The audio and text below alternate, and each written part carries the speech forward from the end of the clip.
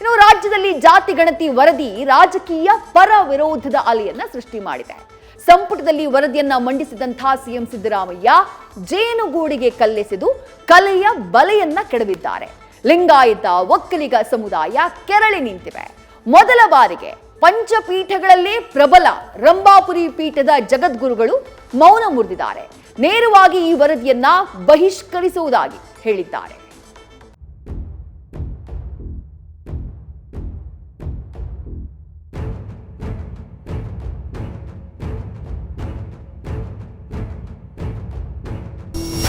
ಜಾತಿ ಗಣತಿ ಸದ್ಯ ರಾಜ್ಯ ರಾಜಕೀಯದಲ್ಲಿ ದೊಡ್ಡ ಬಿರುಗಾಳಿ ಎಬ್ಬಿಸಿದೆ.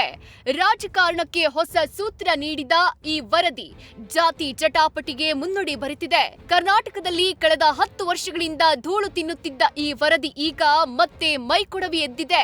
ಅಹಿಂದಕ್ಕೆ ಬದ್ಧರಾದ ಸಿದ್ದರಾಮಯ್ಯ ಮೇಲೆ ಒಕ್ಕಲಿಗ ಲಿಂಗಾಯತ ವಿರೋಧಿ ಹಣೆಪಟ್ಟಿ ತಟ್ಟಿದೆ. ಮೊದಲ ಬಾರಿಗೆ ವರದಿ ವಿರುದ್ಧ ಮಠಾಧೀಶರು ರಂಗ ಪ್ರವೇಶ ಮಾಡಿದ್ದಾರೆ. ರಾಜ್ಯ ರಾಜಕೀಯದಲ್ಲಿ ಹೊತ್ತಿದ ಜಾತಿ ಜನಗಣತಿ ಜ್ವಾಲಾಮುಖಿ. ಕಾಂತರಾಜು ವರದಿಗೆ ಬಹಿಷ್ಕಾರ ಅಂತ ಕೆರಳಿದ ರಂಭಾಪುರಿ ಶ್ರೀ. ಅಂದ್ಹಾಗೆ ಸರ್ಕಾರದ ನಡೆ ವೀರಶೈವ ಪಂಚಪೀಠಗಳನ್ನೇ ಕೆರಳಿಸಿದೆ. ಪಂಚಪೀಠಗಳಲ್ಲಿ ಅತ್ಯಂತ ಪ್ರಬಲ ಹಿರಿಯರಾದ ರಂಭಾಪುರಿ ಪೀಠದ ವೀರ ಸೋಮೇಶ್ವರ ಶಿವಾಚಾರ್ಯ ಜಗದ್ಗುರುಗಳು ಈ ವರದಿ ತುಷ್ಟೀಕರಣದಿಂದ ಕೂಡಿದೆ ಅಂತ ಟೀಕಿಸಿದ್ದಾರೆ. ಪಾರದರ್ಶಕವಾಗಿಲ್ಲ, ಸರ್ಕಾರದ ಮೂಗಿನ ನೇರಕ್ಕೆ ಜಾತಿ ಗಣತಿ ವರದಿ ತಯಾರಾಗಿದೆ, ವರದಿಯನ್ನ ಬಹಿಷ್ಕರಿಸ್ತೀವಿ ಅಂತ ಸಾರಿದ್ದಾರೆ. ಜಾತಿಯ ಸಂಘರ್ಷಕ್ಕೆ ಕಾರಣವಾಗ್ತಾ ಇದೆ. ಆದ್ದರಿಂದ ಇದನ್ನು ಸಾರಾಸಗಟಾಗಿ ನಾವು ಇದನ್ನು ಬಹಿಷ್ಕಾರ ಮಾಡ್ತಾ ಇದ್ದೇವೆ, ತಿರಸ್ಕಾರ ಮಾಡ್ತಾ ಇದ್ದೇವೆ. ಮತ್ತು ಜಾತಿ ಜನಗಣತಿಯನ್ನು ಮಾಡುವಂಥ ಅಧಿಕಾರ ರಾಜ್ಯ ಸರ್ಕಾರಕ್ಕೆ ಬಹುಶಃ ಇಲ್ಲ. ಜಾತಿ ಜನಗಣತಿಯನ್ನು ಮಾಡೋದಾದರೆ ಕೇಂದ್ರ ಸರ್ಕಾರ ಈ ಜಾತಿ ಜನಗಣತಿಯನ್ನು ಮಾಡಲಿಕ್ಕೆ ಮುಂದಾಗಬೇಕು. ರಂಭಾಪುರಿ ಶ್ರೀಗಳ ಅಪಸ್ವರದ ಬೆನ್ನಲ್ಲೇ ಲಿಂಗಾಯತ ಸಚಿವರಲ್ಲಿ ಗೊಂದಲ ಸೃಷ್ಟಿಯಾಗಿದೆ. ಲಿಂಗಾಯತರ ಜನಸಂಖ್ಯೆ 70 ಲಕ್ಷ ಅಲ್ಲ 1 ಕೋಟಿಗೂ ಅಧಿಕ ಅಂತ ಹಿರಿಯ ಸಚಿವ ಎಂಬಿ ಪಾಟೀಲ್ ಅಂಕಿಅಂಶದ ಪಾಠಕ್ಕೆ ನಿಂತಿದ್ದಾರೆ.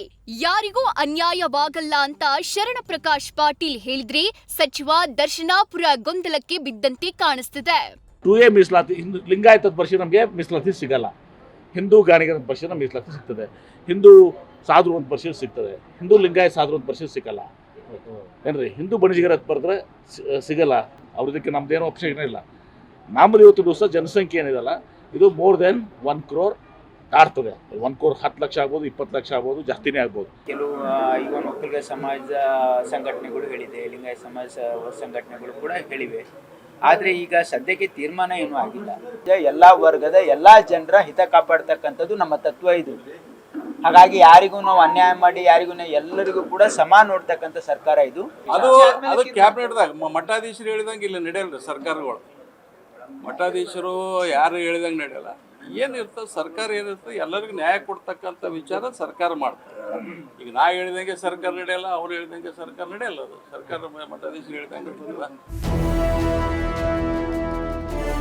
ಲಿಂಗಾಯತ ಸಚಿವರ ಹೇಳಿಕೆ ಗಮನಿಸಿದ್ರಿ, ಇತ್ತ ಒಕ್ಕಲಿಗ ನಾಯಕರಲ್ಲೂ ತಳಮಳ ಸೃಷ್ಟಿಸಿದೆ.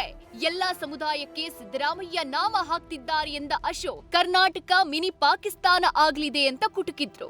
ಮಾಜಿ ಸಚಿವ ಗೋಪಾಲಯ್ಯ ಹೋರಾಟದ ಎಚ್ಚರಿಕೆ ಕೊಟ್ಟಿದ್ದಾರೆ. ಸಿದ್ದರಾಮಯ್ಯ ಇದ್ದರೆ ಕರ್ನಾಟಕದಲ್ಲೂ ಕೂಡ ಪಾಕಿಸ್ತಾನಗಳು ಮಿನಿ ಪಾಕಿಸ್ತಾನಗಳು ಉತ್ಪತ್ತಿ ಆಗಕ್ಕೆ ದಾರಿಯಾಗ್ತದೆ. ಇಷ್ಟು ದಿನ ರಾಜ್ಯದಲ್ಲಿ ನಂಬರ್ 1 ಯಾರಿದ್ದಾರೆ ಅಂದ್ರೆ ಅದು ಲಿಂಗಾಯತರು ಅಂತ ಇಟ್ರು ಲಿಂಗಾಯತರಿಗೆ ನಾಮ ಪಾಂಗನಾಮ ಇಟ್ಬಿಟ್ರು ಲಿಂಗಾಯತರಿಗೆ. 2ನೇ ಅತಿ ಜಾತಿ ದೊಡ್ಡದು ಅಂತ ಹೇಳಿದ್ರೆ ಒಕ್ಕಲಿಗರು ಅಂತ ಹೇಳಿದ್ರು, ಅದಕ್ಕೆ ನಾಮ ಇಟ್ರು. ಅದಾದ್ಮೇಲೆ ದಲಿತರು ಇದ್ರು, ಅವ್ರಿಗೂ ನಾಮ ಇಟ್ರು. ಖಂಡಿತವಾಗೂ ಆಗುತ್ತೆ. ನಾವು ಪರಮ ಪೂಜ್ಯ ಸ್ವಾಮೀಜಿಯವರ ಮಾರ್ಗದರ್ಶನದಲ್ಲಿ ನಾವೆಲ್ಲ ಸೇರ್ತೀವಿ, ಮುಂದಿನ ದಿನದಲ್ಲಿ ಸೇರ್ತೇವೆ. ಅದಕ್ಕೆ ಮುಂಚೆ ನಾನು ಸರ್ಕಾರವನ್ನ ಮುಖ್ಯಮಂತ್ರಿಗಳನ್ನ ಒತ್ತಾಯ ಮಾಡ್ತೇನೆ, ಇದನ್ನು ಸರಿಪಡಿಸಿ. ಇಷ್ಟೆಲ್ಲ ವಿರೋಧ ಅಪಸ್ವರಗಳಿದ್ರೂ ಸಿದ್ದು ಆಪ್ತ ಸಚಿವ ಮಹದೇವಪ್ಪ ಮಾತ್ರ ಸಮುದಾಯಗಳ ಅಭಿವೃದ್ಧಿಗಾಗಿ ಕೂಲಂಕುಷವಾಗಿ ಗಣತಿಯಾಗಿದೆ ಅಂತ ಬೆನ್ನು ಚಪ್ಪರಿಸಿದ್ದಾರೆ. ಅವಕಾಶಗಳು ಸಿಗಬೇಕಲ್ಲ ಎಲ್ರಿಗೂ, ಅದಕ್ಕೆ ಇದೊಂದು ವೈಜ್ಞಾನಿಕವಾಗಿ ಮಾಡಿರತಕ್ಕಂಥ ಒಂದು ಪ್ರಯತ್ನ. ಅದನ್ನು ಕೂಲಂಕುಷವಾಗಿ ಕ್ಯಾಬಿನೆಟ್ಲಿ ಎದ್ದುಕೊಂಡಿದ್ರೆ ಚರ್ಚೆ ಮಾಡಿ. ಒಟ್ಟಾರೆ ಕಾಂಗ್ರೆಸ್ನ ಅಂಗೈನಲ್ಲಿ ಜಾತಿ ಜ್ವಾಲೆ ಎದ್ದಿದ್ದು, ಇದೇ ಜ್ವಾಲೆ ಜ್ವಾಲಾಮುಖಿ ಸ್ಫೋಟದ ಸುಳಿವು ಕೊಡ್ತಿದೆ. ಆದ್ರೆ ಸಿದ್ದು ನಡೆ ಅಹಿಂದಕ್ಕೆ ಬದ್ಧವಾಗಿರುತ್ತಾ ಅನ್ನೋ ಕುತೂಹಲ ಮನೆ ಮಾಡಿದೆ. Political bureau, news first. News first ನಿರ್ಭೀತಿಯಿಂದ ನಿಮ್ಮ ಪರವಾಗಿ.